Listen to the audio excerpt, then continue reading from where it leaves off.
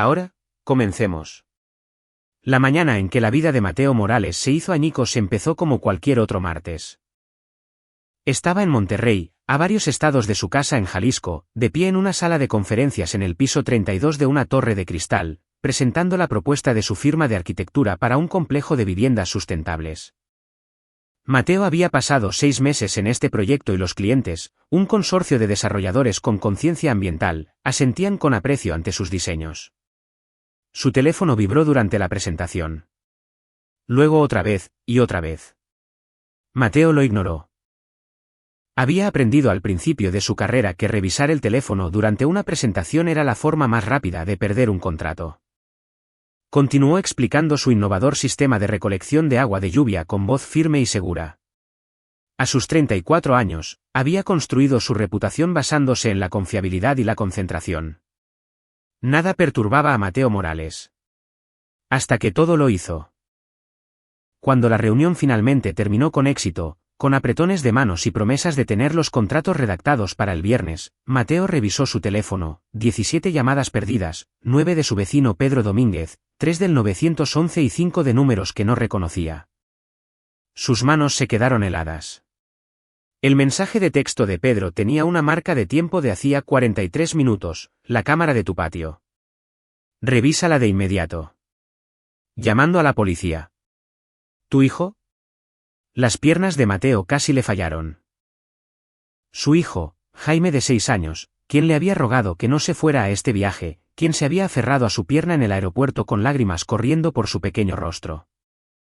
No me dejes con mamá y el abuelo Octavio, había susurrado Jaime. Mateo lo había atribuido a la ansiedad por separación. Ahora, ese susurro resonaba en su cráneo como un grito. Sus dedos temblaban mientras abría la aplicación de seguridad de su casa en el teléfono. Tenía cámaras por toda la casa y el patio, una precaución después de un robo hace 2 años en su tranquilo suburbio de Guadalajara. La transmisión de la cámara del patio trasero cargó con una lentitud agonizante. Cuando apareció la imagen, el mundo de Mateo se detuvo. Su hijo estaba enterrado en la tierra hasta el cuello en el rincón más alejado del patio, cerca del roble. Solo era visible una cabecita, con la tierra compactada alrededor de su garganta. El rostro de Jaime estaba de un color rojo violáceo, con la boca abierta en un grito. Mateo no podía escuchar nada a través de la transmisión silenciosa. Sus ojos estaban muy abiertos por el terror, las lágrimas surcaban la tierra en sus mejillas. Alrededor de él, formando un círculo suelto, había 9 personas. Mateo los reconoció a todos. Su suegro, Octavio Herrera, estaba parado más cerca de Jaime con una cerveza en la mano. Su rostro se partía en una sonrisa que atormentaría las pesadillas de Mateo para siempre. Su esposa, Miranda. La hermosa y encantadora Miranda García de Morales, a quien había amado desde que se conocieron en una fiesta universitaria hace 12 años. Ella sostenía su teléfono, alternando la mirada entre este y su hijo enterrado con una expresión de interés casual, como si estuviera tomando el tiempo de un asado en el horno. La madre de Miranda, Bárbara Molina, su hermano, Hugo Herrera, y su esposa, Sonia Valdés de Herrera. Los hijos adultos de Hugo de un matrimonio anterior, Agustín, de 23 años, y Marlene Herrera, de 21. La hermana de Miranda, Celia Macías, y su esposo, Pedro Domínguez. No, espera. Pedro era su vecino. Pedro fue quien le envió el mensaje de texto. El cerebro de Mateo se estaba fragmentando, tratando de procesar lo imposible. Rebobinó el vídeo con dedos temblorosos. La marca de tiempo mostraba que todo había comenzado hacía 37 minutos. Octavio Herrera había estado cavando un hoyo mientras Hugo sostenía a Jaime, quien ya estaba llorando. El audio estaba apagado por defecto, pero Mateo podía ver la boca de su hijo formando la palabra papi una y otra vez. Habían desvestido a Jaime hasta dejarlo en ropa interior. Luego, Hugo y Octavio lo forzaron a entrar al hoyo. Jaime luchaba, su pequeño cuerpo se sacudía, y comenzaron a palear tierra de vuelta, compactándola alrededor de sus piernas, su cintura, su pecho. Los gritos de Jaime se volvían más desesperados a medida que la tierra le llegaba al cuello. Octavio dio un paso atrás, admirando su obra. Dijo algo que hizo reír a los demás. Miranda sacó su teléfono. Mateo vio a su esposa de 10 años, la madre de su hijo, iniciar un temporizador en su teléfono. Lo levantó para mostrárselo a los demás. Su boca se movió, le apuesto a que son 30 minutos. Estaban apostando sobre cuánto tiempo sobreviviría su hijo. Bárbara sacó su cartera. Celia hizo lo mismo. Estaban haciendo apuestas reales, pasándole billetes a Hugo, quien parecía estar recogiéndolos. Agustín dio un sorbo a una lata de cerveza y dijo algo que hizo que Marlene lo golpeara en el hombro en broma. Estaban teniendo una fiesta mientras su hijo se asfixiaba. La siguiente parte del vídeo mostró lo que salvó la vida de Jaime. Pedro Domínguez apareció en la línea de la cerca que separaba sus propiedades, su rostro perdiendo el color mientras asimilaba la escena. Tenía su teléfono en la mano llamando al 911. Mateo se dio cuenta entonces de que Pedro estaba trepando la cerca, gritando. Los miembros de la familia se volvieron hacia él con molestia. No alarmados. Octavio agitó la mano con desdén. Pero Pedro no retrocedió. Saltó al patio y corrió hacia Jaime, empujando a Octavio a un lado. Empezó a cavar en la tierra compactada alrededor del cuello de Jaime con sus propias manos. Hugo agarró el hombro de Pedro, intentando alejarlo, pero Pedro le lanzó un codazo que conectó con la nariz de Hugo. La sangre salpicó. Las mujeres gritaban ahora, no horrorizadas por lo que habían hecho, sino indignadas por la interferencia de Pedro.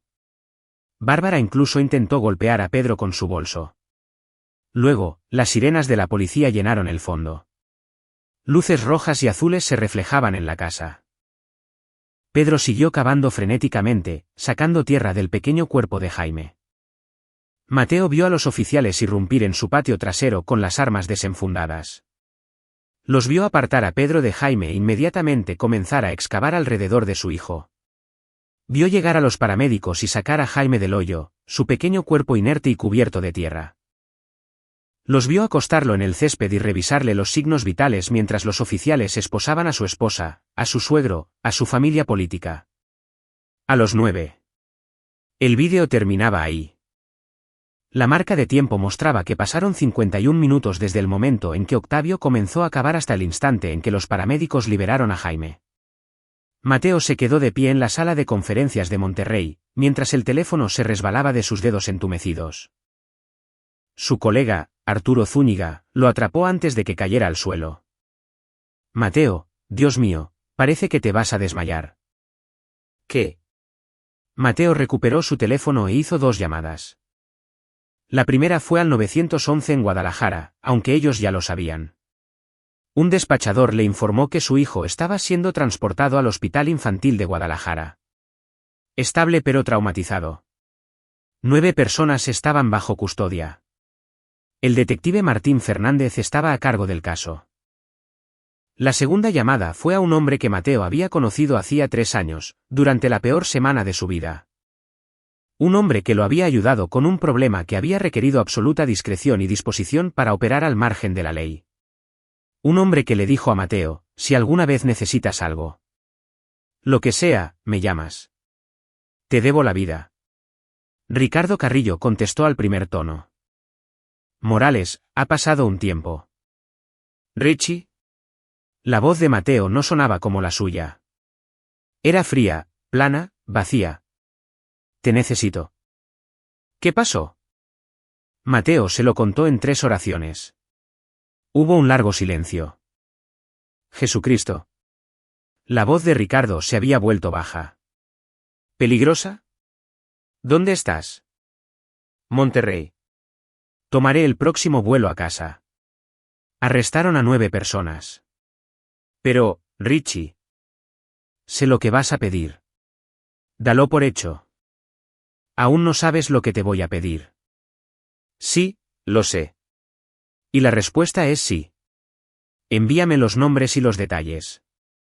Empezaré a trabajar. Mateo finalizó la llamada y salió de la sala de conferencias sin decirle una palabra a sus colegas. Arturo lo siguió hasta el ascensor. Mateo, ¿qué está pasando? ¿Estás bien? ¿Mi hijo? La voz de Mateo se quebró. Se estabilizó, apoyando una mano contra la pared del ascensor. Mi familia intentó matar a mi hijo. Por diversión. Por una apuesta. El rostro de Arturo palideció. Oh, Dios mío. Necesito ir a casa. ¿Puedes encargarte de los clientes? Olvida a los clientes. Veré. ¿Necesitas ayuda? Necesito un vuelo. Mateo sacó su teléfono con manos temblorosas. El ascensor descendió y con cada piso, algo en él se endureció. La conmoción se estaba desvaneciendo, siendo reemplazada por algo más frío, algo que lo asustaba porque nunca antes había sentido nada parecido. Él siempre había sido el tranquilo. El arquitecto racional que resolvía problemas con planos y planificación, que creía en los sistemas y en el orden, y en hacer las cosas de la manera correcta, pero no había una manera correcta de manejar esto. No había ningún plano para lo que vendría a continuación. Para cuando llegó a la planta baja, Mateo Morales había tomado una decisión.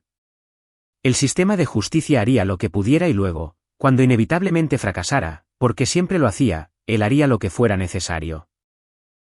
Su familia había enterrado a su hijo vivo. Él se aseguraría de que entendieran exactamente lo que se sentía. El vuelo a Guadalajara tomó 4 horas y media, más una escala de 2 horas en la Ciudad de México. Fueron las 4 horas y media más largas de la vida de Mateo. Se sentó en el asiento 14A, mirando la pantalla en blanco en el respaldo del asiento frente a él, viendo cómo el vídeo se reproducía en bucle en su mente. El rostro aterrorizado de Jaime, la tierra alrededor de su garganta. Miranda revisando su temporizador. Una asistente de vuelo le preguntó si quería algo de beber. Él no respondió. Ella le tocó el hombro suavemente y él se sobresaltó con tanta fuerza que casi la golpea. Ella retrocedió con los ojos muy abiertos. Mateo se obligó a respirar, a pensar, a planear. Había construido su carrera entendiendo estructuras, cómo se mantenían en pie los edificios, que los hacía fuertes, dónde estaban los puntos débiles, cómo desmontar algo pieza por pieza si sabías qué soportes quitar primero. Las personas no eran tan diferentes a los edificios. Todos tenían unos cimientos y, si sabías dónde aplicar presión, podías derribar cualquier cosa. Ricardo Carrillo le envió un mensaje de texto: hice algo de trabajo preliminar. Tu suegro tiene algunos pasatiempos interesantes. Llámame cuando aterrices. Pedro Domínguez le envió un mensaje: Jaime está estable. Estoy en el hospital con él. No me dejan verlo, pero no me voy a ir. Lo siento mucho, Mateo. Debí haber mirado por encima de la cerca antes. El detective Fernández le escribió: Señor Morales, necesito que venga a la estación cuando llegue. Tenemos preguntas. Miranda le escribió desde la cárcel: todo esto es un gran malentendido. Jaime nunca estuvo en peligro. Tenemos que hablar. Mateo borró el mensaje de Miranda sin leer más allá de la primera línea. Nunca volvería a hablar con ella si pudiera evitarlo. Estaba muerta para él. Todos lo estaban, pero los muertos aún podían sufrir. Él se aseguraría de ello. Cuando el avión finalmente aterrizó en el Aeropuerto Internacional de Guadalajara a las 11:43 de la noche, Mateo fue directamente al hospital infantil. Mostró su identificación en la recepción y una enfermera lo llevó a la sala de pediatría. Pedro estaba allí, tal como lo había prometido, desplomado en una silla de la sala de espera. Parecía haber envejecido 10 años. Cuando vio a Mateo, se levantó rápidamente.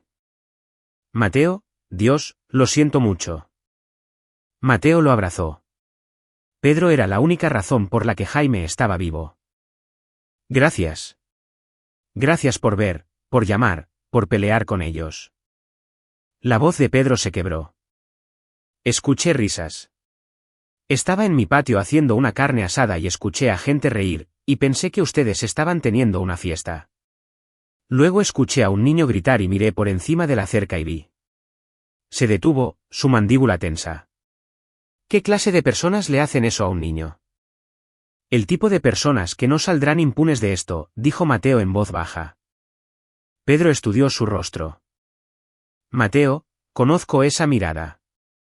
No hagas ninguna estupidez. Todos están en la cárcel. Deja que el sistema les dará unos pocos años. Tal vez Miranda afirme que fue una broma que salió mal. Octavio conseguirá un buen abogado. Dirán que Jaime nunca estuvo en verdadero peligro. Que lo habrían sacado antes de que pasara algo. Tú sabes cómo funciona esto, Pedro. Vaya si Pedro lo sabía. Era defensor público, manejaba casos penales todos los días. Sabía exactamente cómo terminaría esto. Incluso si las cosas salen de esa manera, dijo Pedro con cuidado, no puedes tomar la justicia por tu propia mano. Tienes a Jaime en quien pensar. Él necesita a su padre. Él necesita a su padre para asegurarse de que esas personas nunca vuelvan a lastimarlo. Un médico apareció antes de que Pedro pudiera responder. El doctor Mauricio Delgado, según su gafete, un especialista en trauma pediátrico con ojos amables detrás de unos anteojos de armazón de alambre. Señor Morales, su hijo está preguntando por usted. La garganta de Mateo se cerró. ¿Cómo está físicamente? Estará bien. Tiene algunos moretones alrededor del torso y el cuello por la compresión, pero no hay daño permanente en sus vías respiratorias ni en su columna. Lo estamos monitoreando por el shock y lo mantendremos durante la noche en observación. La expresión del doctor Delgado se ensombreció. Sin embargo, psicológicamente, va a necesitar terapia extensa. Lo que experimentó fue un trauma severo. Sigue preguntando si su madre va a volver. No lo hará, dijo Mateo rotundamente. ¿Nunca? ¿Puedo verlo? ¿El doctor? Delgado lo guió a una habitación privada donde Jaime estaba sentado en la cama. Su pequeño cuerpo se veía empequeñecido por el equipo del hospital a su alrededor, y tenía un suero pegado a su mano con cinta adhesiva. Su cuello estaba magullado y tenía abrasiones en la cara a causa de la tierra. Cuando Jaime vio a Mateo, su rostro se descompuso. «Papi». Mateo cruzó la habitación en 3 zancadas y estrechó a su hijo entre sus brazos, con cuidado del suero. Jaime sollozó contra su pecho, con sus pequeñas manos aferrándose a la camisa de Mateo. «Lo siento, papi. Lo siento. Intenté ser bueno, pero el abuelo dijo que era malo y que necesitaba aprender». «No». La voz de Mateo fue feroz. «No hiciste nada malo». «Nada». ¿Me escuchas, Jaime? Esto no fue tu culpa. Ni siquiera un poco. Pero mamá dijo. No me importa lo que ella haya dicho. Estaba equivocada. Estaba muy equivocada. Mateo abrazó a su hijo con más fuerza y sintió el corazón acelerado de Jaime contra el suyo. Ahora estás a salvo. Te tengo. Nadie te volverá a lastimar. Jaime lloró hasta agotarse, aferrándose a Mateo como una persona a punto de ahogarse a un salvavidas. Con el tiempo, sus sollozos se convirtieron en hipo, y luego en respiraciones lentas y temblorosas. Una enfermera le trajo leche tibia con miel.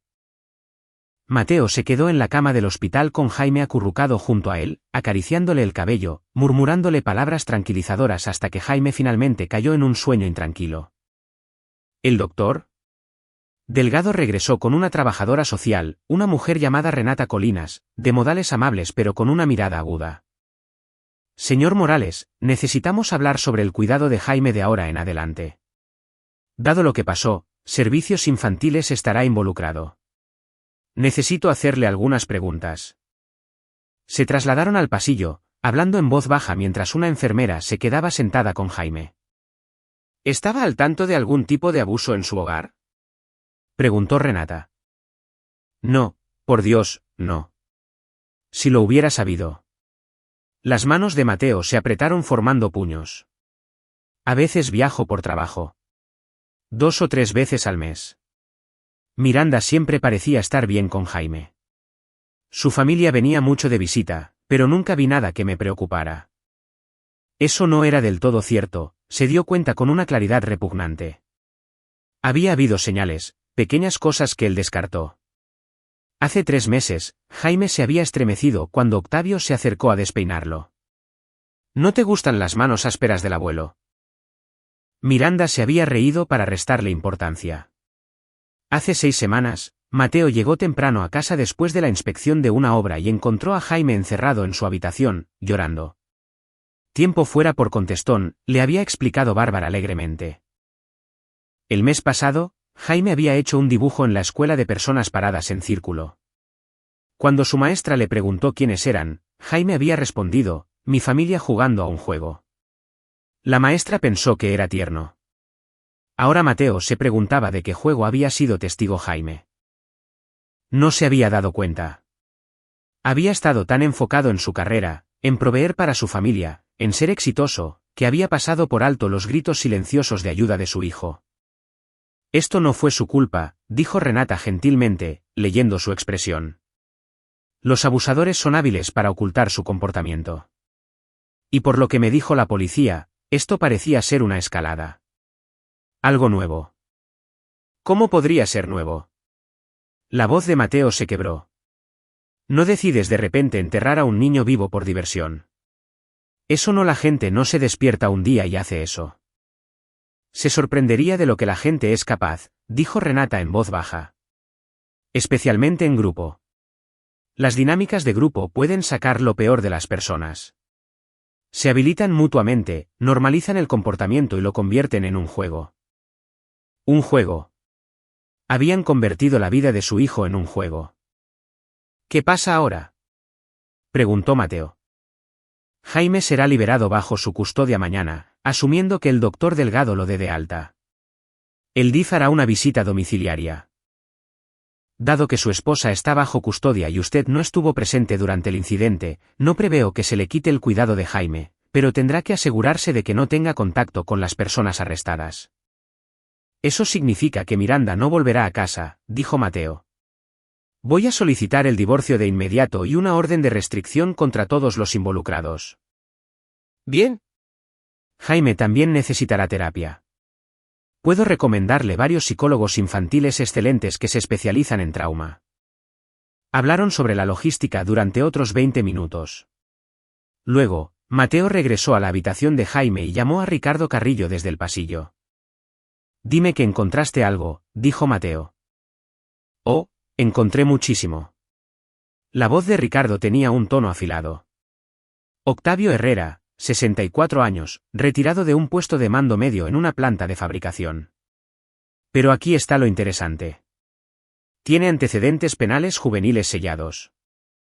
¿Por qué? Aún estoy trabajando en eso. Está enterrado muy profundo. Pero tengo un contacto que me debe un favor y está investigando. Además, Octavio tiene deudas de juego importantes. Le debe dinero a personas muy poco amigables. Como unos 710.000 pesos. ¿Sigue? Miranda, tu esposa. Lo siento, hermano, pero ella tiene un historial que quizá desconozcas. Estuvo en terapia en la universidad por algunos problemas de comportamiento. Estoy hablando con alguien que la conoció en ese entonces. Aparentemente, hubo algunos incidentes con animales. La sangre de Mateo se heló. ¿Qué clase de incidentes? El tipo de cosas que hace que la gente se preocupe por una escalada. Tendré más detalles mañana. Hugo Herrera, su hermano, ha sido despedido de 3 trabajos en los últimos 5 años por acoso laboral. Lo atraparon conduciendo ebrio hace 2 años, aunque logró reducir los cargos. Su esposa Sonia tiene un problema con los medicamentos recetados. Ha estado visitando a múltiples doctores buscando pastillas para el dolor. Y de los demás sigo investigando. Pero, Mateo, aquí está la cosa. Esta gente no son solo sádicos al azar. Hay un patrón aquí. Creo que han estado preparándose para algo como esto. Esta podría no haber sido la primera vez que lastimaban a Jaime, solo la primera vez que los atraparon. Mateo se apoyó contra la pared, con la cabeza dándole vueltas. ¿Qué te hace decir eso? Porque la gente no coordina algo así. 9 personas poniéndose de acuerdo para torturar a un niño. A menos que lo hayan normalizado de alguna manera, a menos que hayan estado haciendo cosas más pequeñas, escalando gradualmente hasta que algo como esto parezca aceptable dentro de su grupo. Verás, en las dinámicas de sectas o en la violencia de pandillas, todo empieza de a poco. Mateo pensó en la habitación cerrada con llave, el sobresalto de Jaime, los dibujos. Richie. Necesito saberlo todo. Cada delito que hayan cometido, cada secreto que oculten, cada debilidad. ¿Puedes hacerlo? Ya estoy en ello. Pero Mateo, ¿qué estás planeando? Planeo asegurarme de que paguen. ¿Por la vía legal o por la otra vía? La que funcione. Hubo una pausa. Cuentas conmigo. Lo que necesites. Esa gente se merece todo lo que les venga encima. Pero haremos esto de forma inteligente. Tienes un hijo que criar. No puedes hacer eso desde la cárcel. Lo sé. Por eso te llamé. Sabes cómo hacer que las cosas pasen sin dejar rastro. Así es. Pero esto es diferente a la última vez. La última vez estábamos exponiendo corrupción, dándole pruebas a las personas correctas. Esto suena a que quieres más que eso. Lo quiero, dijo Mateo en voz baja. Los quiero destruidos, no solo legalmente. Quiero que sus vidas sean desmanteladas pedazo a pedazo. Quiero que sientan exactamente lo que sintió Jaime. Indefensos, aterrorizados, enterrados vivos por las personas en las que confiaban. ¿Metafóricamente enterrados vivos? Mateo no respondió. De acuerdo, dijo Ricardo después de un momento. Fingiré que no escuché eso. Pero sí, cuenta conmigo. Déjame hacer mi magia. Mientras tanto, enfócate en tu hijo. Sé el buen padre. Déjame a mí ser el malo. Richie, ¿por qué me estás ayudando? Te ayudé hace 3 años, pero esto va más allá de devolver un favor. Me ayudaste cuando mi hija estaba en problemas.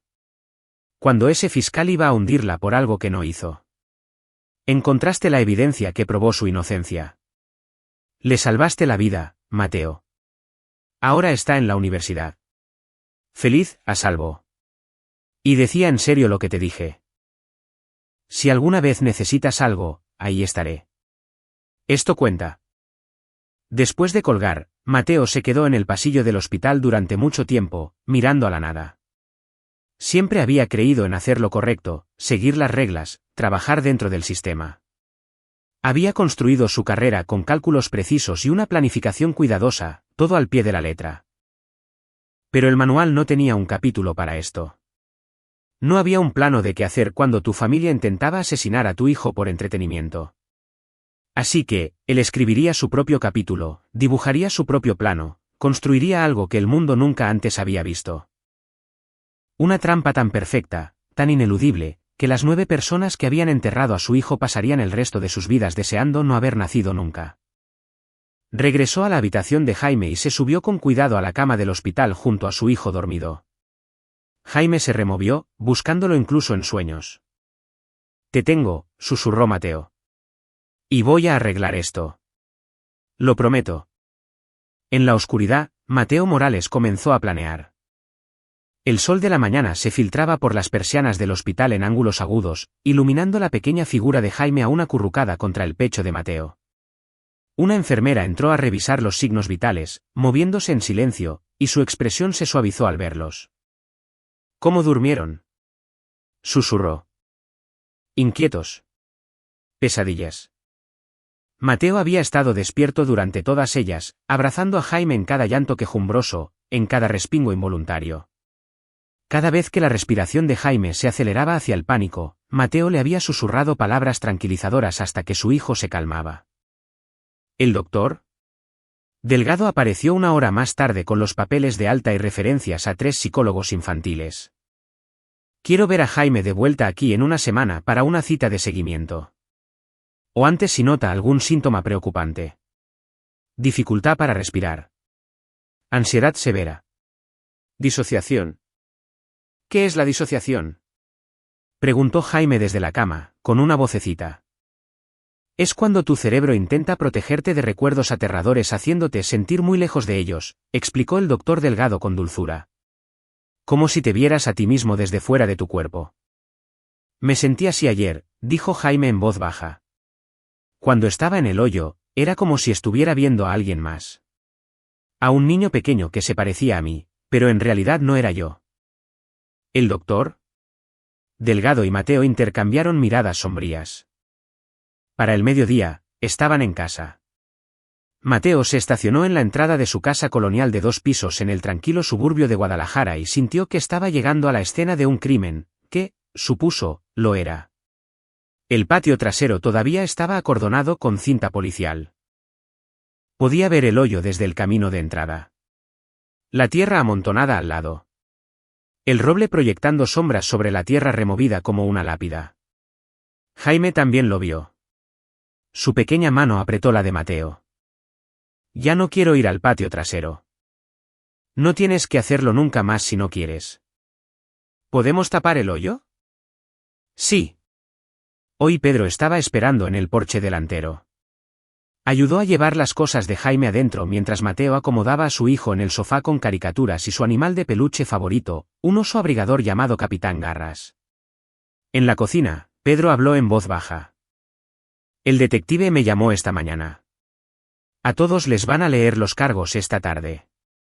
Conozco al defensor público que se encarga de algunos de ellos, Tomás Barrera. Es bueno, pero este caso es una pesadilla. La evidencia es irrefutable. Las cámaras captaron todo. ¿De qué los acusan? Intento de asesinato, abuso infantil, conspiración, poner en peligro el bienestar de un menor. Múltiples cargos para cada uno. La fiscalía les está tirando todo el peso de la ley. Este va a ser un caso muy importante. Ya está saliendo en las noticias. Mateo sacó su teléfono y buscó. Los titulares le revolvieron el estómago. Familia arrestada tras enterrar vivo a un niño de 6 años en un perturbador juego. 9 miembros de una familia acusados en caso de tortura infantil. Suburbio de Guadalajara conmocionado por arresto de abuso infantil. Los artículos tenían su dirección, sus nombres. A Mateo se le encogió el corazón. Publicaron donde vivimos. Lo sé. Tal vez quieras considerar quedarte en otro lugar por un tiempo. Va a haber medios de comunicación, manifestantes, curiosos. Esto es sensacionalista de la peor manera. Mateo miró hacia la sala, donde Jaime estaba acurrucado con el Capitán Garras, con la mirada perdida. En realidad no estaba viendo la televisión. No puedo desarraigarlo de nuevo. Necesita estabilidad, su propia habitación, sus cosas. Entonces déjame ayudarte a instalar algo de seguridad, cámaras, alarmas, lo que sea que necesites. Y si alguien viene a la puerta, no respondas. No hables con los medios. No hables con nadie sobre el caso. Pasaron la tarde instalando cámaras adicionales y cerrojos de seguridad. Un cerrajero vino y cambió todas las cerraduras. Mateo ya había decidido que Miranda nunca más pondría un pie en esa casa. Por lo que a él le importaba, sus cosas podían pudrirse allí. A las 3, el detective Martín Fernández llegó con otro detective, Carlos Solís. Se sentaron en la sala mientras Jaime jugaba en su cuarto de arriba, aunque Mateo dejó la puerta abierta y podía escucharlo moverse. El detective Fernández tenía unos 50 años, cabello canoso y ojos cansados que habían visto demasiado. Señor Morales, necesito hacerle algunas preguntas sobre su situación familiar. Mateo les contó todo sobre la familia de Miranda, con qué frecuencia los visitaban, las pequeñas señales que había pasado por alto. Les mostró fotos familiares en su teléfono, fiestas de cumpleaños, vacaciones, carnes asadas, 9 rostros sonrientes rodeando a Jaime, quien se veía progresivamente menos feliz en cada foto. ¿Había notado eso?, preguntó Solís, señalando una foto de Navidad del año pasado donde todos reían excepto Jaime, quien miraba a la cámara con ojos vacíos. No, admitió Mateo. Pensé que solo estaba cansado. Era tarde. Había comido demasiada azúcar. Yo. Su voz se quebró. No lo protegí. No podía haberlo sabido. El detective Fernández dijo. Señor Morales, hemos estado entrevistando a su esposa y a su familia. Todos afirman que fue un malentendido, una broma. Dicen que Jaime nunca estuvo en peligro real, que lo habrían sacado antes de que se asfixiara. Eso es una mierda, dijo Mateo con voz monótona. Hicieron apuestas sobre cuánto tiempo sobreviviría. Miranda inició un temporizador. Lo sabemos, tenemos el vídeo, pero sus abogados argumentarán que el temporizador era por la broma, que tenían un límite en mente y que nunca hubo la intención de lastimarlo realmente. Tiene moretones alrededor del cuello. Disoció por el trauma. Está teniendo pesadillas. Lo sé, y vamos a procesar esto hasta las últimas consecuencias. Pero necesito que entienda que los abogados defensores son buenos creando dudas. Escarbarán en su matrimonio, en su relación con Jaime, buscando cualquier ángulo para desviar la culpa o minimizar la culpabilidad de sus clientes. ¿Qué me está tratando de decir? Estoy diciendo que este va a ser un juicio largo y feo, y necesita estar preparado para que digan cosas terribles sobre usted, sobre Jaime. Van a pintarlo como un esposo vengativo, afirmarán que está exagerando lo que sucedió. El abogado de Octavio Herrera ya está soltando la idea de que Jaime tiene problemas de comportamiento y que esto fue una medida disciplinaria extrema pero necesaria. Mateo se levantó abruptamente, con las manos temblando. ¿Una medida disciplinaria necesaria? Tiene 6 años. Lo enterraron vivo. Lo sé. Solo lo estoy preparando para lo que viene. La lectura de cargos es a las 4. Le recomendaría que no asista. Deje que el proceso siga su curso. Enfóquese en Jaime. Después de que se fueron, Mateo se quedó frente a la ventana trasera mirando el hoyo. Pedro se había ofrecido a rellenarlo, pero Mateo necesitaba hacerlo él mismo. Necesitaba, literalmente, enterrar esa parte de sus vidas. Esperó hasta que Jaime estuviera durmiendo la siesta, exhausto por el trauma y los medicamentos, luego salió con una pala. Pedro apareció en la cerca. ¿Necesitas ayuda? Sí. Trabajaron en silencio, rellenando el hoyo, apisonando la tierra, esparciendo semillas de pasto sobre la superficie removida. Tardaron 2 horas. Cuando terminaron, empapados de sudor y sucios, Pedro le dio unas palmadas en el hombro a Mateo. ¿Qué vas a hacer al respecto? ¿Al respecto de qué? No te hagas el tonto. Te conozco, Mateo. Te conozco desde hace 5 años, desde que te mudaste al lado. Eres metódico. Tú planeas, y puedo verte planeando algo ahora mismo. El sistema legal se encargará. Ah, sí. Escuchaste a Fernández. Los abogados defensores van a hacer esto pedazos. Incluso con el vídeo, existe la posibilidad de que algunos de ellos salgan con sentencias mínimas. Especialmente Miranda. Es joven. Primer delito, la madre. Podría alegar coerción, decir que le tenía miedo a su padre. Entonces me aseguraré de que nunca vuelva a acercarse a Jaime. ¿Y si eso no es suficiente para ti? Mateo sostuvo la mirada de Pedro. Entonces haré lo que sea necesario hacer, al margen de la ley si hace falta. Eso pensé, suspiró Pedro. Mira, no puedo ayudarte con eso. Soy un funcionario del tribunal, pero puedo asegurarme de no ver nada que no deba ver, si entiendes lo que quiero decir. ¿Por qué harías eso? Porque ayer vi la cara de tu hijo. Lo escuché gritar, y vi a 9 adultos reírse mientras él se asfixiaba. La mandíbula de Pedro estaba tensa. Por algunas cosas vale la pena romper las reglas. Pero, Mateo, sé inteligente. Jaime te necesita libre, no en la cárcel. Esa noche, después de que Jaime se acostara, durmiendo en la habitación de Mateo ahora, demasiado asustado para estar solo, Mateo se sentó frente a su laptop y comenzó a armar expedientes sobre cada una de las 9 personas que habían lastimado a su hijo. Ricardo Carrillo le había enviado información preliminar. Mateo la amplió, cruzando registros públicos, redes sociales y documentos judiciales.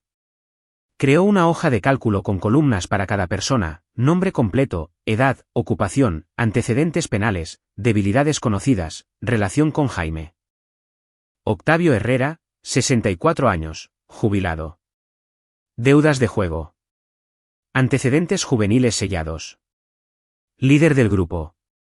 Él dirigió a los demás. Cavó el hoyo. Bárbara Molina, 62 años, asistente de maestra de medio tiempo, sin antecedentes penales, había participado voluntariamente, hizo una apuesta. Miranda García de Morales, 32 años, instructora de yoga de medio tiempo, historial de problemas de comportamiento con animales. Ricardo aún estaba obteniendo los detalles. Ella había iniciado el temporizador. Su esposa. La madre de Jaime. Hugo Herrera, 38 años, desempleado. Múltiples despidos por acoso, conducir ebrio. Sometió físicamente a Jaime, recolectó las apuestas. Sonia Valdés de Herrera, 36 años, gerente de una tienda, problema con medicamentos recetados, hizo una apuesta, se rió durante el evento. Agustín Herrera, 23 años, estudiante universitario, sin antecedentes. El hijo de Hugo de un matrimonio anterior, se había quedado mirando, bebiendo cerveza, mientras su primo de 6 años se asfixiaba. Marlene Herrera, 21 años, mesera, sin antecedentes. Hija de Hugo, también se quedó mirando, hizo una apuesta. Celia Macías, 29 años, cajera de banco, hermana menor de Miranda, hizo una apuesta. Luis Murillo, 31 años, mecánico. El esposo de Celia, filmó parte del evento con su teléfono, el cual la policía había incautado como evidencia. 9 personas, 9 vidas que destruir. Mateo creó un documento separado, plano para la justicia. Era arquitecto. Sabía cómo construir y sabía cómo demoler. La clave era encontrar los muros de carga, los soportes esenciales que mantenían estable la vida de cada persona. Si quitaba esos soportes uno por uno, toda la estructura colapsaría. Para Octavio, eran su orgullo y su libertad. Él era el patriarca, el que todos temían y obedecían. Si le quitaba su poder, su autoridad, se derrumbaría. Para Miranda, era su imagen. Curaba su vida meticulosamente.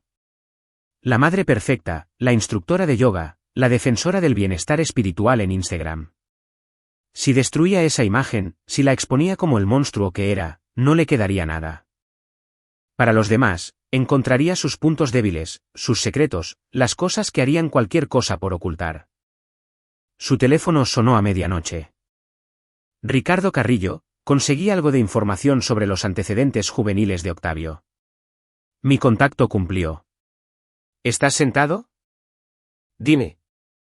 Cuando Octavio tenía 15 años, él y 2 amigos torturaron hasta la muerte al perro de un vecino, lo enterraron vivo en el bosque y lo vieron morir.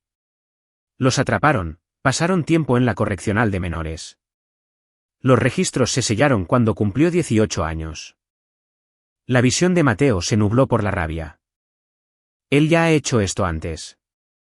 No con humanos, por lo que puedo averiguar, pero sí, tiene un historial de comportamiento sádico que involucra indefensión y entierro.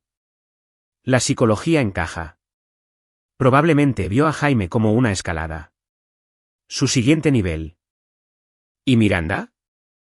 Aún estoy trabajando en eso. Pero encontré algo más. Celia Macías, la hermana de Miranda. Está malversando fondos en su banco.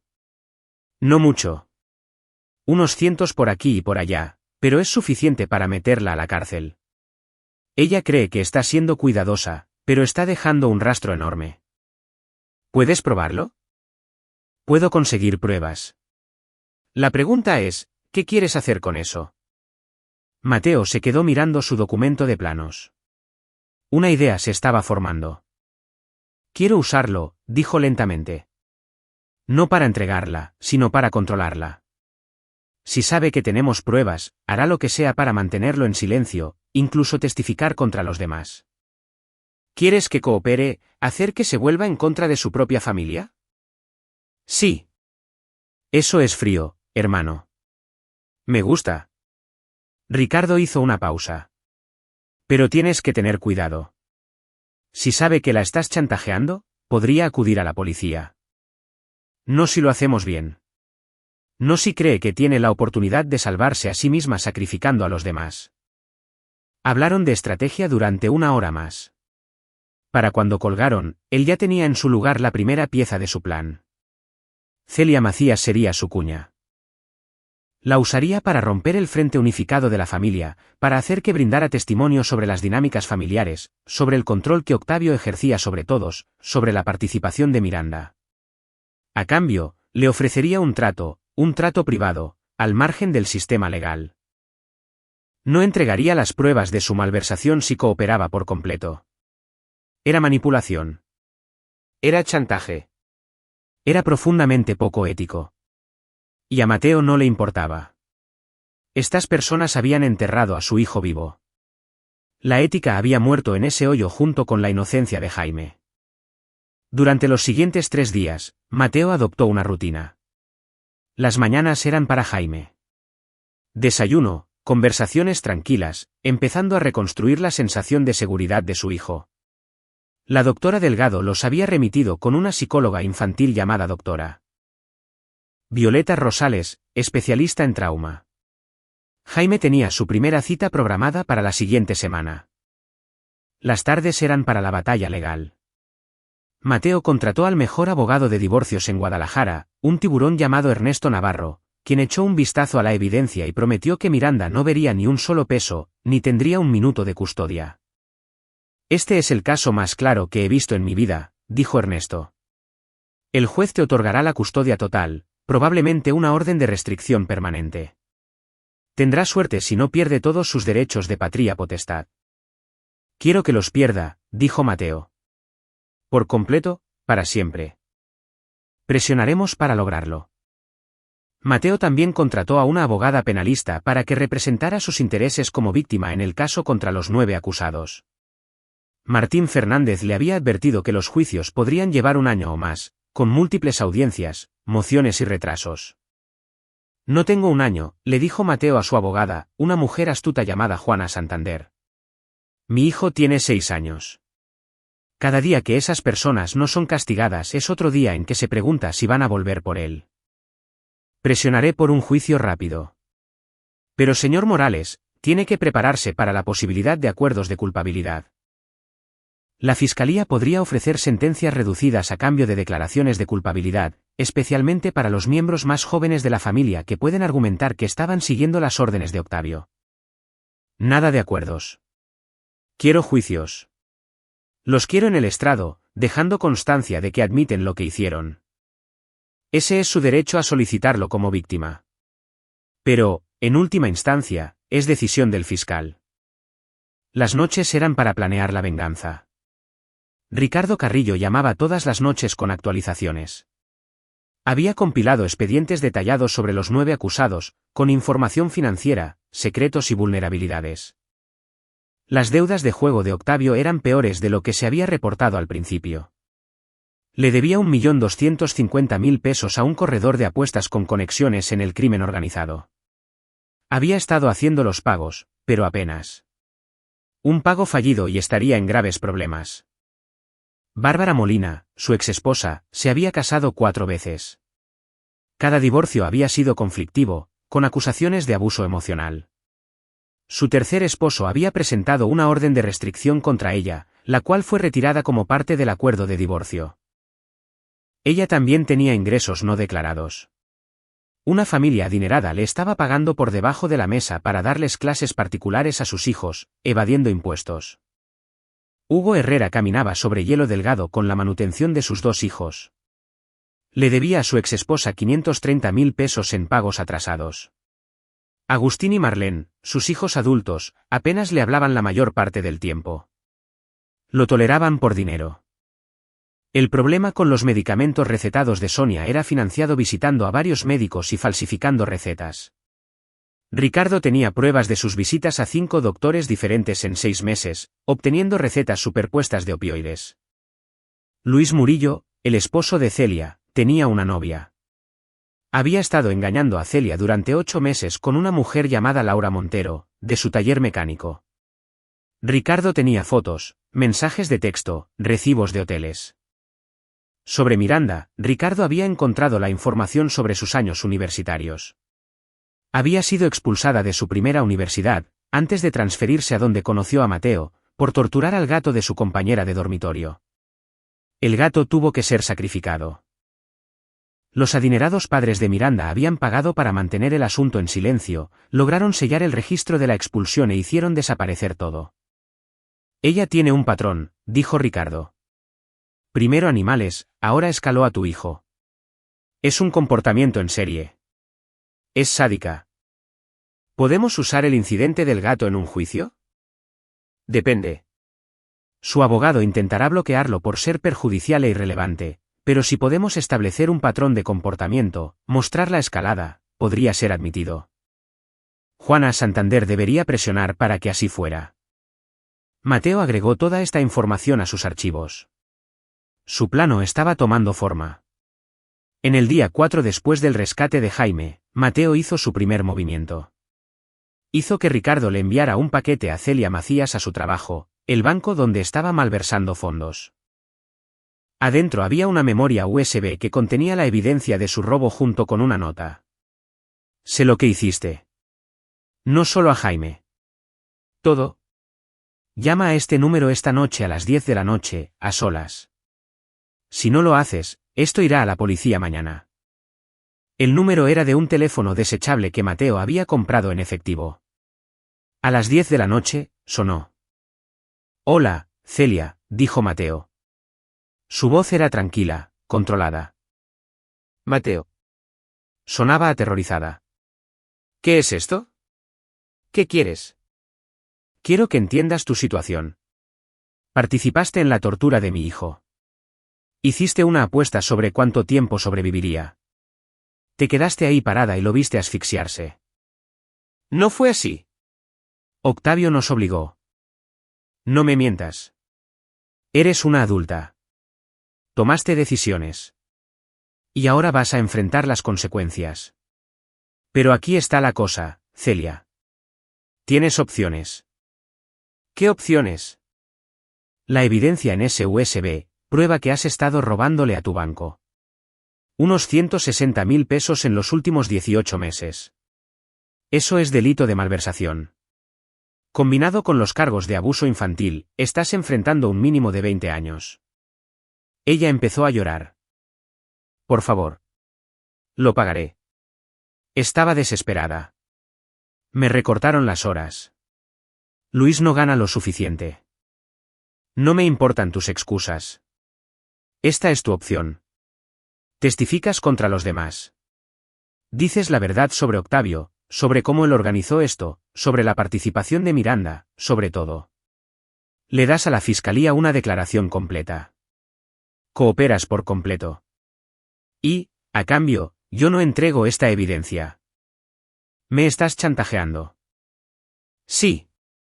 Podría ir a la policía, decirles que me estás amenazando. Podrías, pero entonces yo libero la evidencia de la malversación y lo pierdes todo. Además, aún te procesan por lo que le hiciste a Jaime. De esta forma, tienes la oportunidad de salvarte. ¿Por qué harías esto? Me odias. Te odio. Pero odio más a Octavio y a Miranda. Ellos lideraron esto. Ellos son los verdaderos monstruos. Tú y los demás, solo los siguieron. Así que te estoy dando una oportunidad para demostrar que no eres completamente irredimible. Ayúdame a destruirlos. Y tal vez no pases las próximas 2 décadas en prisión. Hubo un largo silencio. Necesito tiempo para pensar, susurró Celia. Tienes 24 horas. Llama a este número mañana a las 10 de la noche con tu respuesta. Si no llamas, o si llamas a la policía, la evidencia será liberada. Colgó. Ricardo llamó 5 minutos después. Va a cooperar. Puedo sentirlo. No lo sé. Podría ir con su familia. Advertirles. Si lo hace, lo sabremos. Tengo gente vigilándolos a todos. Bueno, vigilando a los que pagaron fianza. Octavio, Miranda y Hugo todavía están en la cárcel. La jueza les negó la fianza debido a la gravedad y a la coordinación del delito, pero los demás salieron bajo fianza. ¿Quiénes pagaron la fianza? Bárbara, Sonia, Agustín, Marlene, Celia y Luis. Combinados, tuvieron que raspar para juntar como 3,5 millones de pesos para la fianza. Los está dejando secos. Especialmente a la familia de Octavio. Pidieron préstamos sobre sus casas para pagar su fianza, pero la jueza no dio su brazo a torcer. Lo mismo para Miranda y Hugo. Qué bien, pensó Mateo. Que sufran económicamente. Que se vuelvan los unos contra los otros por dinero. La noche siguiente, Celia llamó exactamente a las 10 de la noche. Lo haré, dijo ella. Su voz sonaba vacía. Testificaré, pero tienes que prometerlo. Nadie puede saber lo de la malversación. Ni Luis. Ni mi familia, nadie. De acuerdo. Mañana darás una declaración completa a la fiscalía. Les contarás todo. El historial de violencia de Octavio, la participación de Miranda, todo.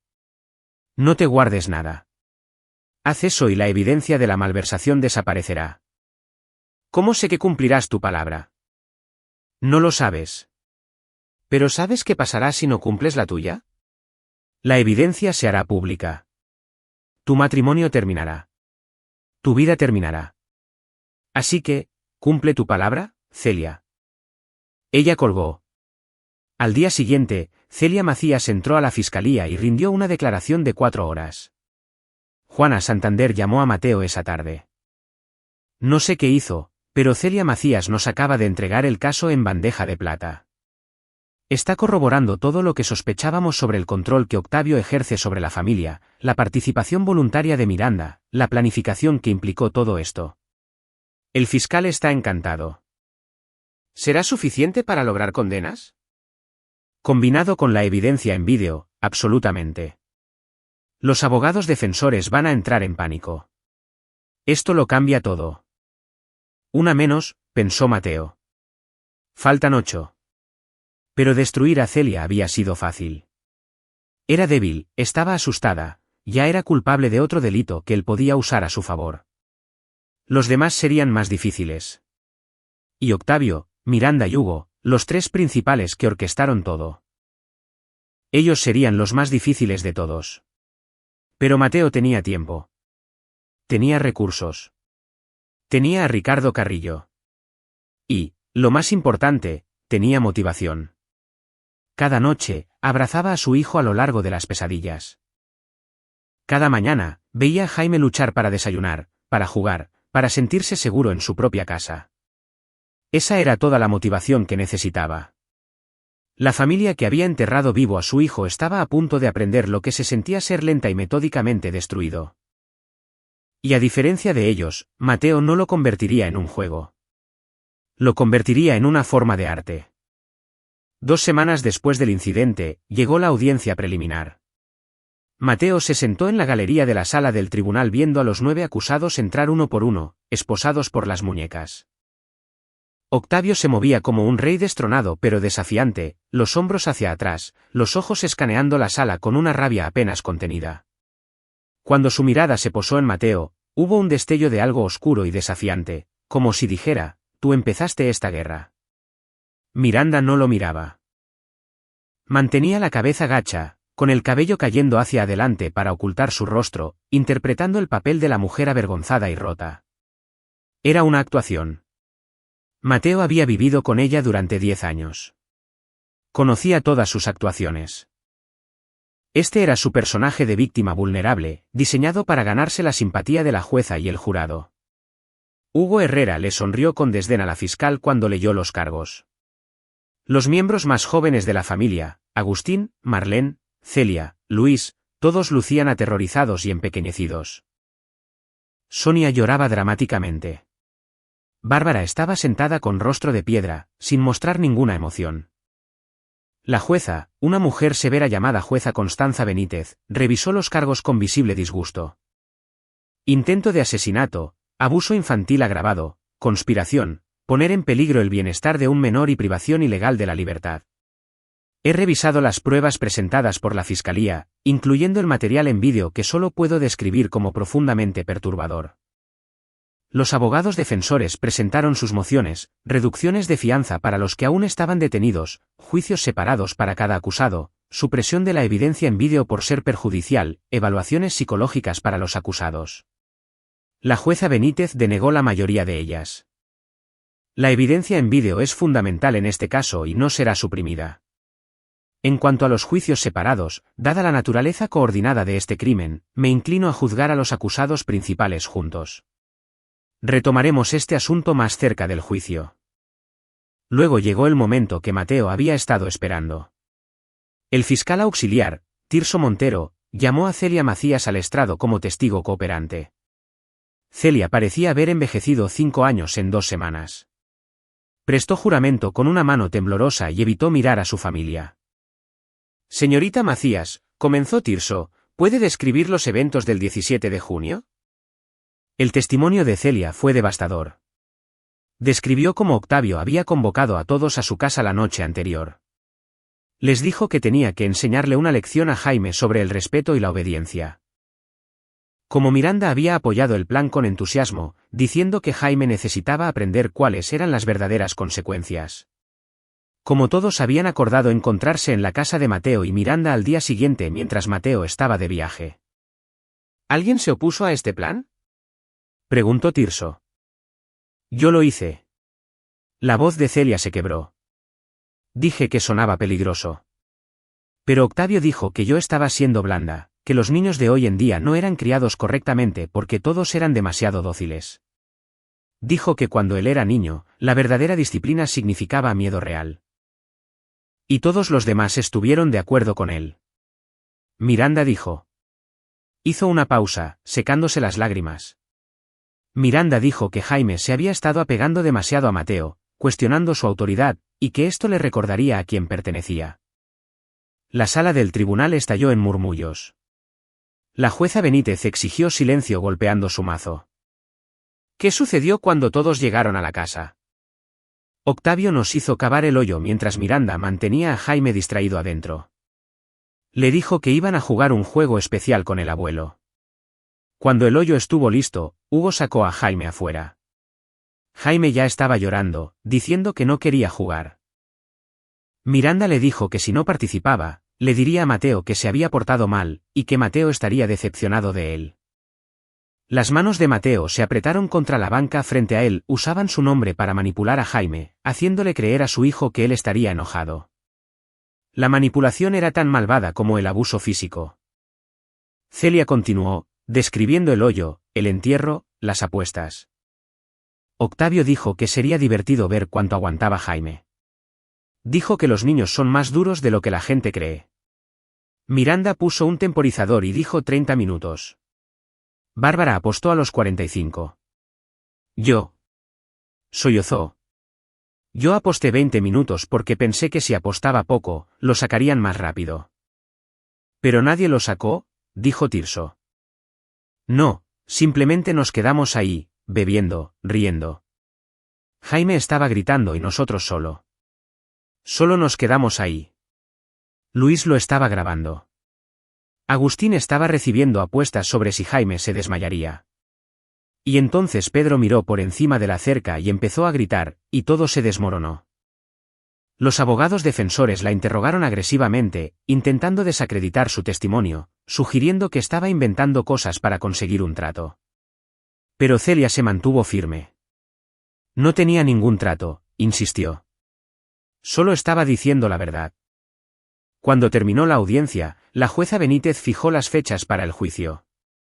Octavio, Miranda y Hugo serían juzgados juntos como perpetradores principales. Los demás serían juzgados por separado más adelante, dependiendo del resultado del primer juicio. El juicio se fijó para septiembre, en 4 meses. Mateo salió del tribunal sintiéndose vacío, 4 meses para obtener justicia. 4 meses, mientras su hijo tenía pesadillas y sesiones de terapia, y no podía salir a su propio patio trasero. Pero 4 meses también le daban tiempo para desmantelar el resto de sus vidas. Esa noche, Ricardo Carrillo fue a la casa. Era la primera vez que se veían en persona desde el incidente. Ricardo tenía casi 50 años, hombros anchos, cabello canoso y unos ojos que habían visto lo peor de la humanidad. Alguna vez había sido policía antes de volverse investigador privado. Ahora, operaba en los espacios grises entre lo legal y lo ilegal, haciendo el tipo de trabajo que los canales oficiales no podían, o no querían, hacer. Se sentaron en la oficina de Mateo en la casa, mientras Jaime dormía en la planta alta, exhausto por otra sesión de terapia con la doctora Rosales. Celia actuó de maravilla, dijo Ricardo. Pero ahora la familia sabe que los traicionó. Van a cerrar filas, a ponerse de acuerdo con su historia. Necesitamos movernos más rápido. ¿Qué tienes en mente? Octavio es la clave. Él es quien mantiene a todos unidos. Si lo quebramos a él, el resto se desmorona. Ricardo abrió su laptop y sacó un archivo. El corredor de apuestas de Octavio es un tipo llamado Carlos Solís. Espera, un Carlos Solís diferente al detective. A este le dicen Carlos el Culebra. Es de nivel medio en el crimen organizado, trabaja para una operación más grande.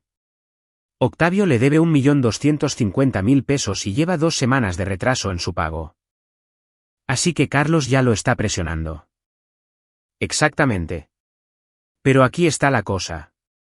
Octavio no puede pagar desde la cárcel. Sus cuentas están congeladas como parte de los procesos penales. Su abogado lo está dejando sin un centavo. Va a perder otro pago. Y Carlos no es paciente. ¿Qué pasa cuando Octavio se retrasa en un pago? Carlos envía a su gente a cobrar, usualmente a los miembros de la familia. Irán tras Bárbara primero. Espera. Mateo se recostó en su silla, pensando. ¿Y si aceleramos esa línea de tiempo? Hacer que Carlos crea que Octavio no le va a pagar en absoluto. ¿Quieres hacer que Carlos persiga a Octavio con más fuerza? Eso es peligroso. Podría haber gente lastimada. Ya hubo gente lastimada. Mi hijo de 6 años. La voz de Mateo era de hielo. ¿Cómo lo hacemos? Ricardo sonrió, aunque la expresión no llegó a sus ojos. Nos aseguramos de que Carlos se entere de que Octavio irá a prisión por décadas y de que todos sus bienes serán incautados. Que Octavio no tiene forma de pagar. Carlos querrá su dinero antes de que los tribunales se lleven todo. ¿Puedes hacer que eso pase? Conozco a un tipo que conoce a otro tipo. Puedo sembrar la información. Pero, Mateo, si Carlos envía cobradores por la familia de Octavio, podrían hacer un daño grave. ¿Es eso lo que quieres? Mateo pensó en Jaime dentro del hoyo, en Octavio riéndose con la cerveza en la mano, en Miranda iniciando el temporizador. Sí, dijo en voz baja. Eso es exactamente lo que quiero. Durante la semana siguiente, Ricardo utilizó sus conexiones. La información fluyó por las redes criminales como el agua. Carlos, el Culebra, escuchó de fuentes confiables que Octavio Herrera se enfrentaba a 50 años de cárcel, que sus bienes serían incautados y que ese 1.250.000 pesos jamás llegaría. Carlos envió a 2 hombres a la casa de Bárbara Molina un jueves por la noche. Mateo lo supo porque Ricardo tenía a alguien vigilando. La confrontación fue breve pero ruidosa. Bárbara llamó a la policía, que arrestó a los 2 hombres por allanamiento de morada y amenazas. Pero el mensaje fue enviado. Octavio, al enterarse del incidente desde la cárcel, le hizo una llamada desesperada a Carlos, prometiéndole que pagaría en cuanto saliera bajo fianza. Carlos le dijo que el tiempo se había agotado. Quería 620.000 pesos de inmediato o las cosas empeorarían. Octavio no tenía 620.000 pesos. Ya no. Sus intentos por conseguir fianza habían agotado sus recursos. Así que Octavio hizo algo desesperado. Intentó que Miranda sacara dinero de sus cuentas conjuntas. Pero el abogado de Mateo, Ernesto Navarro, ya había congelado todos los bienes conyugales como parte de los procedimientos de divorcio. Miranda no podía acceder a nada. Entonces Octavio acudió a Hugo, quien no tenía nada. Hugo recurrió a su exesposa en busca de ayuda con la deuda, y ella se rió en su cara. «Estás por tu cuenta, cabrón. No has pagado la pensión alimenticia en 2 años». La familia se estaba fracturando. La presión financiera estaba resquebrajando su unidad. Ricardo pasó a la siguiente fase. La infidelidad de Luis Murillo fue fácil de exponer. Ricardo le envió a Celia un sobre anónimo que contenía fotos de Luis con Laura Montero, con marcas de tiempo de los últimos 8 meses, recibos de hoteles, mensajes de texto hablando sobre dejar a Celia. Celia confrontó a Luis esa noche. La pelea fue espectacular. Los vecinos llamaron a la policía por un disturbio doméstico. Luis se mudó. Celia, ahora abandonada por su esposo y condenada al ostracismo por su familia por haber testificado, cayó en una espiral de depresión. Dejó de ir a trabajar. El banco empezó a hacer preguntas sobre discrepancias en las cuentas. Entró en pánico y cometió errores, tratando de encubrir su robo anterior, pero solo haciéndolo más obvio. El banco lanzó una investigación interna. Mateo no tuvo nada que ver con eso. El propio pánico de Celia la había expuesto. En una semana, fue despedida y el banco estaba considerando presentar cargos. Celia llamó al teléfono desechable, sollozando. Dijiste que no liberarías la evidencia. Lo prometiste. No liberé nada, dijo Mateo, con sinceridad. Te volviste descuidada y te expusiste a ti misma. Eso no es culpa mía. Me van a procesar. Te ayudé y ahora lo estoy perdiendo todo. Te ayudaste a ti misma. Elegiste testificar para reducir tu propia responsabilidad legal. No finjas que esto fue altruista. Hizo una pausa. Pero Celia, todavía puedes ayudarte más. El banco aún no ha presentado cargos. Si les dices que vas a devolver todo, entras a un programa de pago, puede que no procedan en tu contra. No tengo el dinero. Entonces consigue lo de tu familia. No me ayudarán. No después de que testifiqué. Entonces supongo que entiendes cómo se sintió Jaime. Solo, indefenso, enterrado. Él colgó. La siguiente fue Sonia Valdés de Herrera. Ricardo había documentado su fraude con las recetas médicas.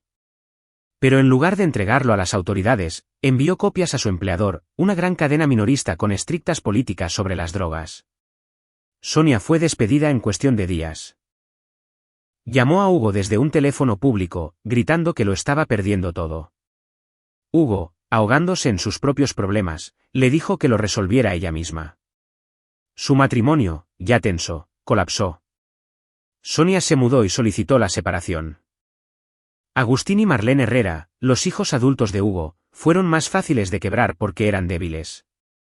Participaron no por sadismo, sino por cobardía, demasiado asustados para enfrentarse a Octavio, con demasiada bancarrota moral para proteger a un niño.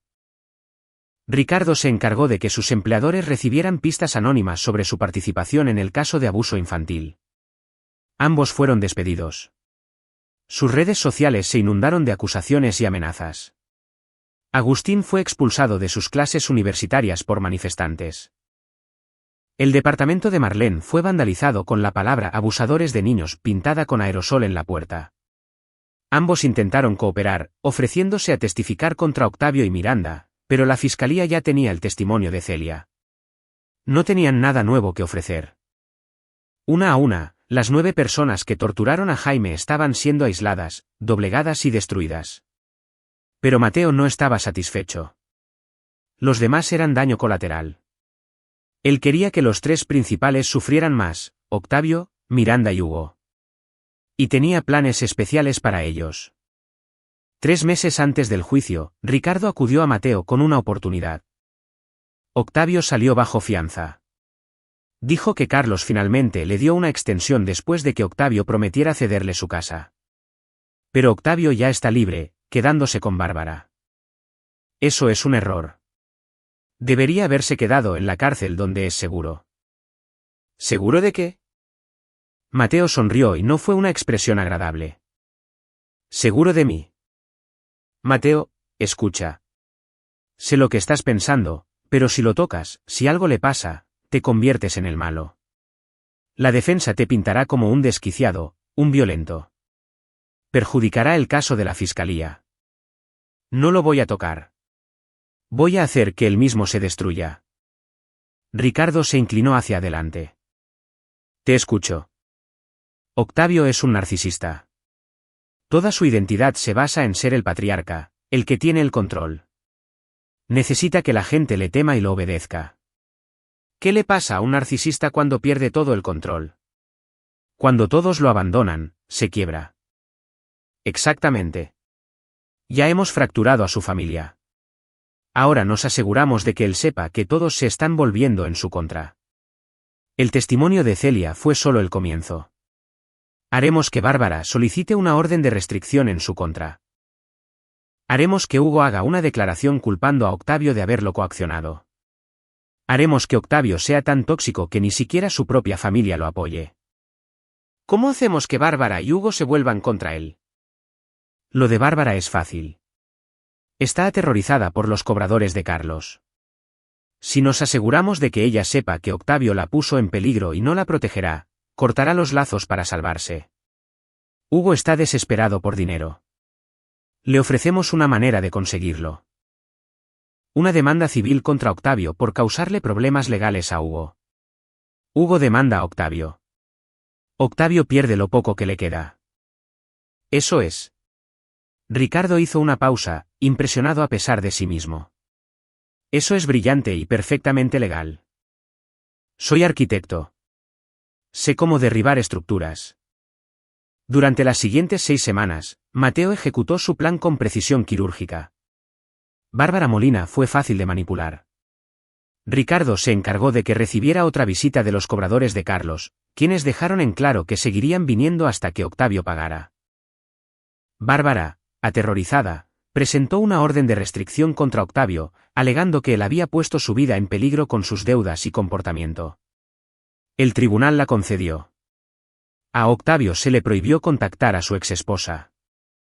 Hugo Herrera, enterrado en deudas legales y abandonado por su esposa e hijos, fue abordado por uno de los asistentes legales del abogado de Mateo con una sugerencia: presentar una demanda civil contra Octavio por causar intencionalmente angustia emocional y por coerción. La teoría era que Octavio había manipulado y coaccionado a Hugo para que participara en el abuso, causándole problemas legales. Era un poco exagerado en términos legales, pero Hugo estaba desesperado. Presentó la demanda, buscando el pago de daños y perjuicios por parte de Octavio. Octavio, viendo a su familia volverse en su contra uno por uno, cayó en picada. Violó la orden de restricción al presentarse en la casa de Bárbara ebrio y furioso. Ella llamó a la policía. Fue arrestado. Su fianza fue revocada. De vuelta en la cárcel, el estado mental de Octavio se deterioró. Sin su autoridad, sin su control, sin la obediencia de su familia, él no era nada. Solo un anciano enfrentando 50 años de prisión. El juicio comenzó en una mañana gris de septiembre. La sala del tribunal estaba repleta de medios de comunicación, manifestantes y curiosos. Mateo se sentó en la primera fila de la galería de las víctimas con Pedro a su lado. Jaime estaba con la doctora Rosales, habiéndosele ahorrado el tener que asistir. El caso de la fiscalía fue abrumador. Reprodujeron el vídeo, los 51 minutos completos. El jurado observó en un silencio horrorizado cómo Jaime era enterrado vivo mientras 9 adultos hacían apuestas, mientras un temporizador marcaba la cuenta regresiva. Varios miembros del jurado estaban llorando hacia el final. Celia Macías testificó de nuevo, su historia no cambió. La fiscalía llamó a psicólogos infantiles para explicar el trauma de Jaime. Llamaron a Pedro para que describiera lo que había visto. Llamaron a los oficiales que realizaron el arresto, quienes describieron la reacción de Miranda al ser confrontada. Ella se rió, dijo que estaban haciendo un gran alboroto por nada. Afirmó que Jaime había estado bien. La defensa intentó argumentar coerción para Miranda y Hugo, alegando que Octavio los había dominado, pero los propios miembros de su familia los contradijeron. Bárbara testificó que Miranda había estado entusiasmada con el plan. Celia confirmó que Miranda había puesto el temporizador voluntariamente, que incluso había sugerido convertirlo en un juego. El abogado de Octavio intentó pintarlo como un estricto partidario de la disciplina que había llevado las cosas demasiado lejos, no como un sádico. Pero la fiscalía trajo a la experta en sus antecedentes penales juveniles, el registro sellado de cuando torturó a un perro hasta la muerte a los 15 años. La jueza lo admitió como evidencia de un patrón de comportamiento. El juicio duró 3 semanas. El jurado deliberó durante 4 horas. Culpables de todos los cargos para los 3 acusados. Octavio Herrera, 50 años. Sin posibilidad de libertad condicional antes de cumplir 35. Miranda García de Morales, 40 años. Sin posibilidad de libertad condicional antes de cumplir 28. Hugo Herrera, 35 años. Sin posibilidad de libertad condicional antes de cumplir 25. Los otros 6 acusados serían juzgados el mes siguiente, pero sus resultados eran prácticamente seguros después de las condenas principales. Mateo se sentó en la sala del tribunal mientras se leían los veredictos, sin sentir nada. Sin satisfacción, sin alivio, solo un frío y vacío cálculo. Habían obtenido justicia, justicia legal. Pero no era suficiente. Afuera del tribunal, los reporteros lo rodearon. Él dio una breve declaración: mi hijo está a salvo ahora. Eso es todo lo que importa. Se ha hecho justicia. Pero mientras conducía a casa para ver a Jaime, Mateo pensó en los años que esas personas pasarían en prisión. ¿Estarían aislados? Sí. ¿Castigados? Sí. ¿Pero comprenderían realmente lo que le habían hecho a Jaime? ¿Sentirían el mismo terror, la misma indefensión? No, y por eso, Mateo aún no había terminado. La prisión era un castigo, pero no era una venganza, y Mateo Morales se había prometido venganza a sí mismo. 3 meses después del juicio, Mateo recibió una carta enviada a través de su abogado. Era de Miranda, escrita desde la correccional de mujeres. Mateo, sé que no querrás leer esto, pero necesito decirlo de todos modos. Lo siento. Sé que eso no significa nada ahora. Pero lo siento. Estaba enferma. Estaba tan enferma y ni siquiera me di cuenta hasta que estuve sentada en esa celda sola pensando en lo que había hecho. Amo a Jaime. Todavía lo amo. Es mi hijo. Lo que hice, lo que hicimos. No se trataba de no amarlo. Se trataba de algo roto dentro de mí. Algo que ha estado roto desde que era joven. Desde antes de siquiera conocerte. He estado viendo a una psiquiatra aquí. Dice que tengo trastorno de personalidad antisocial. Que no proceso las emociones como lo hace la gente normal. Que veo a las personas, incluso a mi propio hijo, como objetos para ser controlados y puestos a prueba. No espero perdón. Sé que no lo merezco. Pero quiero que sepas que estoy intentando entender lo que hice, el por qué lo hice, y quiero que le digas a Jaime que su madre lo siente. Y que nada de eso fue su culpa. Espero que esté bien. Espero que sea feliz. Espero que me olvide por completo. Miranda. Mateo leyó la carta 3 veces, buscando la manipulación, las intenciones ocultas. Todo lo que encontró fue vacío disfrazado de remordimiento. Quemó la carta en la chimenea esa noche, viendo las palabras de Miranda enrollarse y ennegrecerse hasta convertirse en cenizas. Jaime estaba mejor. Llevaba ya 5 meses en terapia y la doctora Rosales decía que estaba progresando. Aún tenía pesadillas a veces, aún se estremecía ante toques inesperados. Pero estaba riendo de nuevo, jugando de nuevo, empezando a confiar en el mundo de nuevo. Mateo los había mudado a una nueva casa al otro lado de la ciudad. Un nuevo comienzo, lejos del hoyo en el patio trasero. Pedro los había ayudado a mudarse y había seguido siendo un amigo a través de todo. Pero a altas horas de la noche, cuando Jaime estaba dormido y la casa en silencio, Mateo se sentaba en su oficina y miraba los expedientes que había armado sobre las 9 personas que habían lastimado a su hijo. Ahora estaban en prisión, sufriendo, sí, pero no lo suficiente. Ni de cerca lo suficiente. Ricardo Carrillo llamó en una fría noche de noviembre. Tengo algo que deberías ver. Se reunieron en una cafetería lejos del vecindario de Mateo. Ricardo deslizó una carpeta sobre la mesa. Octavio está teniendo problemas en prisión, dijo Ricardo. Se corrió la voz de por qué está ahí. Los casos de abuso infantil, especialmente los que involucran tortura, no son bien recibidos por los demás reclusos. Mateo abrió la carpeta. Las fotos mostraban a Octavio con un ojo morado, el labio partido. Un informe de incidente describía un altercado en la cafetería donde Octavio fue golpeado por otros 3 reclusos. ¿Está en custodia protectora?, preguntó Mateo. Lo solicitó, pero el director de la cárcel se lo negó. Recortes de presupuesto, hacinamiento. Está en la población general. La expresión de Ricardo era cuidadosamente neutral. Las cosas podrían empeorar para él. ¿Podrían? Mateo se encontró con la mirada de Ricardo. ¿O lo harán? Eso depende de si alguien se asegura de que la gente adecuada en esa prisión sepa exactamente lo que hizo Octavio. Cada detalle enfermo y sádico. Los reclusos tienen su propio sistema de justicia, especialmente para la gente que lastima a niños. Y si esa información llegara a las personas adecuadas, Octavio pasaría un tiempo muy difícil. Podría terminar en la enfermería. Podría terminar demasiado asustado para salir de su celda. Podría terminar con una esperanza de vida muy corta. Mateo cerró la carpeta. Quiero que sufra. Pero no lo quiero muerto. La muerte es demasiado fácil. Sería una vía de escape. Quiero que se despierte todos los días durante los próximos 35 años sabiendo que es impotente, sabiendo que lo odian, sabiendo que nunca estará a salvo. Puedo hacer que eso pase. Costará, pero puedo hacer que pase. Hazlo. Ricardo hizo algunas llamadas durante la semana siguiente. La información fluyó hacia la prisión a través de canales, tanto oficiales como extraoficiales. Los reclusos se enteraron sobre Octavio Herrera, lo que había hecho, cómo se había reído mientras un niño se asfixiaba, cómo había apostado por la muerte de un niño de 6 años como si fuera un partido de fútbol. La justicia en la prisión fue rápida y brutal.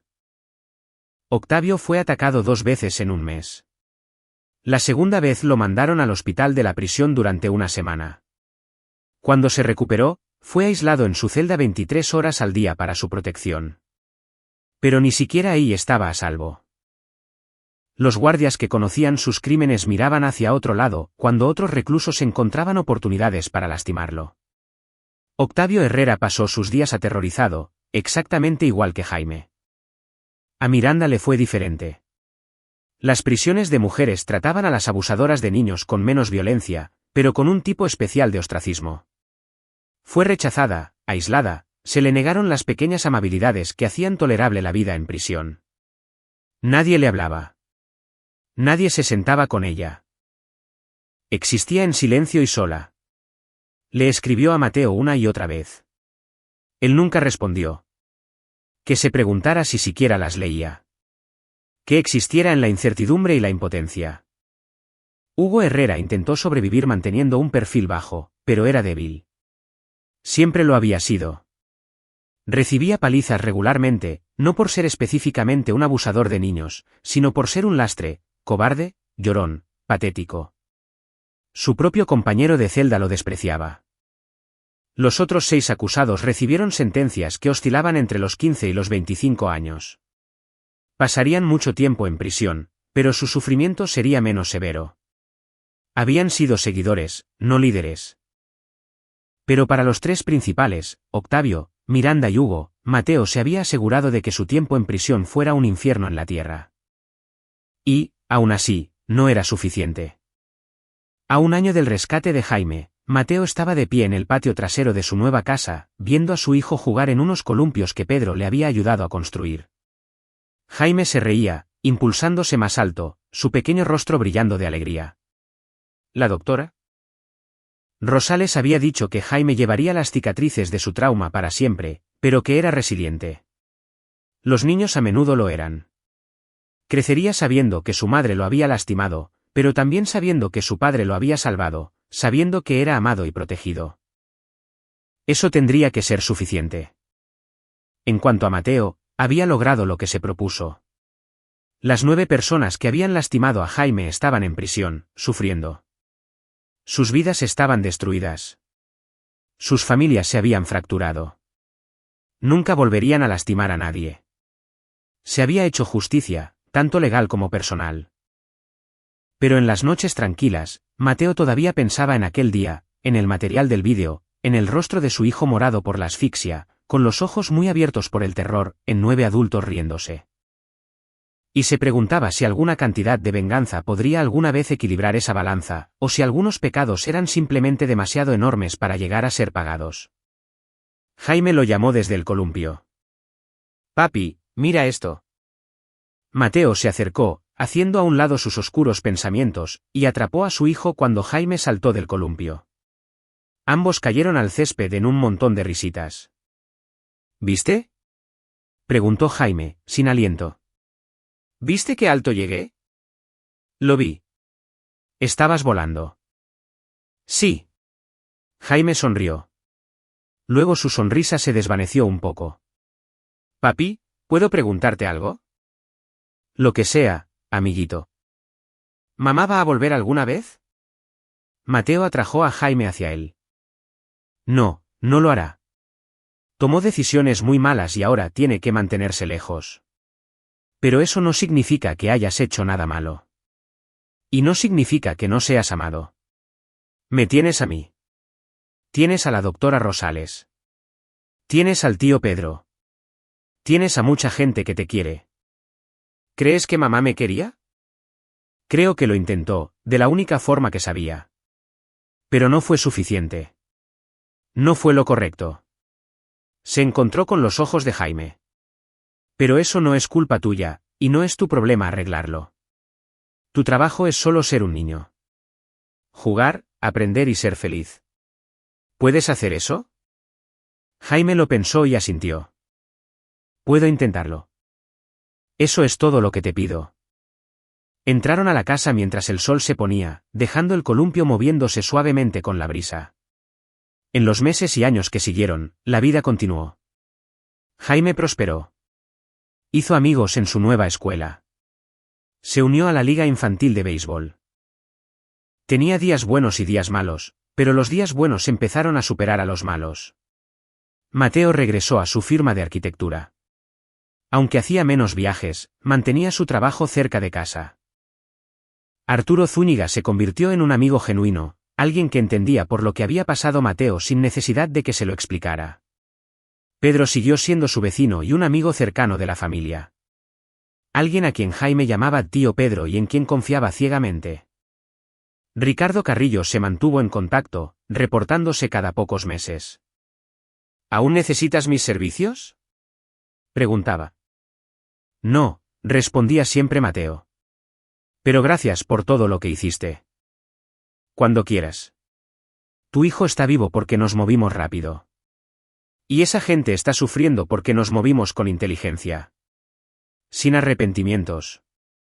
Los 9 acusados cumplieron sus sentencias de diversas maneras. Octavio Herrera pasó 15 años en prisión antes de morir de un ataque al corazón a los 79 años.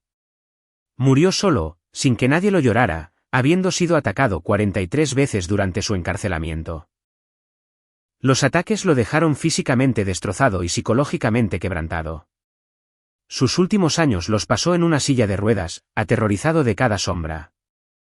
Miranda García de Morales cumplió 28 años antes de ser elegible para libertad condicional. Se le negó 3 veces. Cuando finalmente fue liberada a los 60 años, era un cascarón vacío de la mujer que había sido. Murió 2 años después sola en un apartamento barato por una sobredosis que el forense dictaminó como accidental, pero que pudo haber sido suicidio. Nunca había dejado de escribirle a Mateo. Él nunca le respondió. Hugo Herrera cumplió 25 años. Al ser liberado, tenía 63 años, estaba arruinado y era inempleable. Vivió en un albergue y trabajó en un local de comida rápida hasta que murió por complicaciones de la diabetes a los 68 años. Los demás, Bárbara, Sonia, Agustín, Marlene, Celia, Luis, cumplieron sus condenas y fueron liberados en distintos momentos. Sus vidas posteriores fueron uniformemente miserables. Ninguno de ellos pudo escapar del estigma de lo que habían hecho. Ninguno de ellos encontró la redención. Celia intentó disculparse con Mateo cuando fue liberada. Él no respondió. Ella murió por suicidio 5 años después. Pero estos finales llegaron mucho después, años y décadas después de aquel juicio de septiembre.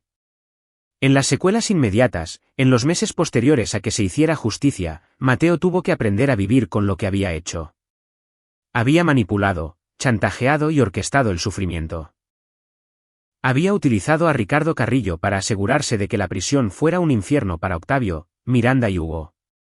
Había destrozado a una familia con precisión metódica, y no se arrepentía de nada de eso. Algunas personas podrían llamar a eso estar equivocado. Algunos podrían decir que se había vuelto tan malo como ellos, rebajándose a su nivel. Pero Mateo sabía la verdad. Había hecho lo necesario para proteger a su hijo y asegurarse de que esas personas nunca pudieran lastimar a otro niño. El sistema legal había hecho su parte, y él había hecho la suya. ¿Fue venganza? Sí. ¿Fue justicia? Eso dependía de tu definición. Pero, lo más importante, ¿estaba Jaime a salvo? ¿Estaba Jaime sanando? Sí. Y eso era todo lo que importaba. En el segundo aniversario del rescate de Jaime, Mateo llevó a su hijo al mar. Nunca habían ido antes. Siempre había sido algo de lo que habían hablado, pero nunca lo habían hecho.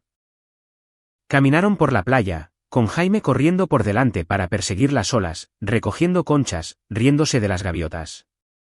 En un momento dado, se detuvo y miró la vasta extensión de agua.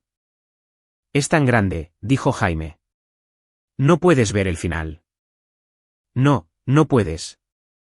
«¿Alguna vez termina?» «Eventualmente, sí. Pero desde aquí, parece que continúa para siempre». Jaime pensó en eso. «Me gustan las cosas que duran para siempre, como el mar y el cielo». Y miró a Mateo. «¿Y como lo mucho que me quieres?» La garganta de Mateo se apretó. «Sí, exactamente así. Por siempre y para siempre». Jaime sonrió y corrió de regreso a las olas. Mateo se quedó en la playa viendo a su hijo jugar y sintió algo que no había sentido en 2 años: paz. No una paz completa. No la paz de alguien que nunca había sido lastimado, sino la paz de alguien que había sobrevivido a lo peor, había protegido lo que más importaba y estaba aprendiendo a vivir con las cicatrices. Había derribado a las personas que lastimaron a su hijo. Había construido algo nuevo a partir de los escombros. Una vida donde Jaime estaba a salvo, era amado y estaba sanando. Y al final, ese era el único plano que importaba. La arquitectura de la venganza estaba completa. Ahora venía la arquitectura de la sanación. Y Mateo Morales era muy bueno construyendo. Y ahí lo tienen. Otra historia llega a su fin. ¿Qué les pareció? Me encantaría escuchar sus pensamientos en los comentarios de abajo. Si disfrutaron de esta historia, consideren unirse a nuestra comunidad suscribiéndose, significa muchísimo para nosotros. Para más historias como esta, echen un vistazo a los vídeos recomendados en pantalla, y nos vemos allí.